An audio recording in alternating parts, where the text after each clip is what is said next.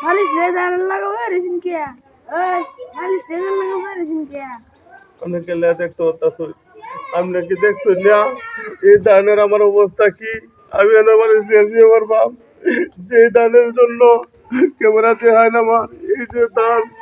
নষ্ট হয়েছে কালকা ঈদের দিন এই যে বাবুরা হইলে বলেছি আমার মনে শান্তি নাই বাবুরার মার্কেট করছি না কেউ মার্কেট করছি না এই দেখেন ঈদের দিন এই ধানগুলা সব দেখেন আগামীকাল ঈদ আজকে ঈদের আগের দিন এই আমার ধানগুলো এভাবে নষ্ট হয়েছে আমার ধানগুলো আমি এই জন্য শুয়ে থাকবাম আমার কিছু কইলে যে দর্শক আমার মনের কষ্ট এই ছেলেটা আবার আইছে ছেলে লাগে বাতিজা এই ধানগুলা যে নষ্ট হয়েছে আমার আর ভালো লাগে না আসলে বিষয়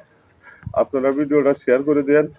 এখনো আমার দিনের কারণে ধানগুলো এইভাবে নষ্ট হইতেছে বন্ধ নষ্ট হইতেছে দেওয়ার জন্য